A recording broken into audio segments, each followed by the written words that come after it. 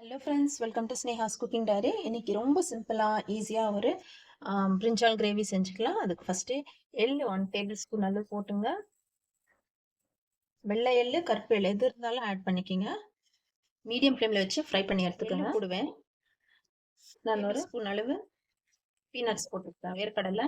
இதையும் போட்டு வறுத்துக்கலாம். நல்லா ஃப்ரை ஆகிடுச்சு, எடுத்துடலாம். இப்போ அதே கடாயில் ஆயில் ஊற்றிக்கலாம். ஆயில் கொஞ்சம் நல்லா தாராளமாக ஊற்றிக்கிங்க. ஏன்னா நம்ம பிரிஞ்சாலும் இதில் தான் போட்டு வதக்க போகிறோம்.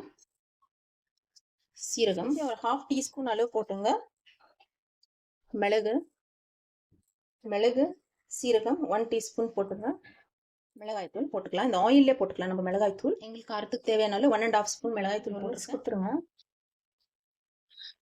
இந்த ஆயிலே இது கொஞ்சம் மசாலா ஃப்ரை ஆகட்டும். ஓகே, இப்போ நம்ம வாஷ் பண்ணி கட் பண்ணி வச்சிருக்க பிரிஞ்சால் போட்டுக்கலாம். பாருங்க, நான் எப்படி 4 கட் பண்ணி வச்சிருக்கேன். எல்லாமே கிளீனாக கட் பண்ணி பார்த்துட்டு பூச்சி இருக்கான்னு பார்த்து போட்டுங்க. இந்த மாதிரி நம்ம காம்போட விட்டோம்னா கத்திரிக்காம இருக்கும். நம்ம எப்படி போடுறோம் முழுசா அதே மாதிரி இருக்கும். இந்த பிரிஞ்சால் இந்த மசாலால ஆயிலே ஃப்ரை ஆகட்டும் கொஞ்சம்.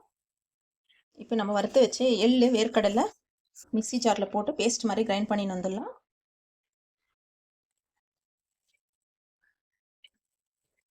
பாருங்க, எவ்வளோ ஃபுல் சிம்மில் வச்சுட்டு நான் ஃப்ரை பண்ணின்னு இருக்கேன். இதை ஃப்ரை பண்ணுறதுக்கு போட்டுட்டு தான் நான் எள்ளு, வேர்க்கடலை கிரைண்ட் பண்ணின்னு வரது போனேன்.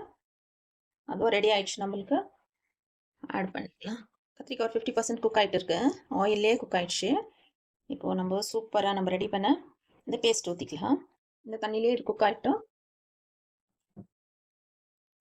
இப்போ உப்பு போட்டுக்கலாம். உப்பு மட்டும் தான் நம்ம இன்னும் போடல. கலர் பார்த்தீங்களா? நம்ம சில்லி பவுடரு, நல்ல கலரு, ஹோம்மேட் சில்லி பவுடர் போட்டுக்கலாம். நம்ம பிரிஞ்சால் பாருங்கள் சூப்பராக ரெடி ஆயிடுச்சு. அதுலேருந்து ஆயில் கூட பாருங்கள், எப்பவுமே நான் சொல்கிறது தான், நம்மளுக்கு குக் ஆயிடுச்சுன்னு அது ஐடென்டிஃபிகேஷன் இந்த ஆயில் அதுலேருந்து செப்பரேட் ஆகி வர்றது தான். சூப்பராக ரெடி ஆயிடுச்சு பாருங்கள். கத்திரிக்காயும் நல்லா வெந்துட்டு இருக்கு. நான் ஃபுல் அண்ட் ஃபுல் லோ ஃப்ளேமில் வச்சுருக்கேன். பிரிஞ்சால் நல்லா குக் ஆகிட்டு இருக்கு. இந்த பிரிஞ்சால் கிரேவி ஸ்பெஷலாக நம்மளுக்கு டேஸ்ட் கொடுக்குறது இந்த எள்ளு, அப்புறம் நம்ம போட்டிருக்கிற வேர்க்கடலை தான். இப்போ நம்ம ஜிஞ்சர் கார்லிக் பேஸ்ட் கூட போடலை, ஆனியன் டொமேட்டோலாம் போடல. ஆனாக்கா இந்த எள்ளு, இந்த வேர்க்கடலையிலே நம்மளுக்கு சூப்பராக டேஸ்ட் ரொம்பவே நல்லாயிருக்கும். ஹெல்த்தியான ரெசிபி கூட. கொத்தமல்லி இலைகள் போட்டு சர்வ் பண்ணிக்கலாம். அவ்வளோதான் ஃப்ரெண்ட்ஸ். கொஞ்ச நேரத்துலேயே நம்மளுக்கு பிரிஞ்சால் கிரேவி ரெடி ஆயிடுச்சு. சிம்பிளாக டெலிஷியஸ். தோசை, ரைஸு, சப்பாத்தி, இதுக்கு எல்லாமே இது ரொம்பவே நல்லா இருக்கும். ஃப்ரெண்ட்ஸ், இது சாப்பிட்டு எப்படி இருந்துச்சுன்னு கமெண்ட்ஸில் தெரியப்படுத்துங்க. The simple and delicious recipe brinjal gravy. Thanks for watching. Bye. See you all in next video.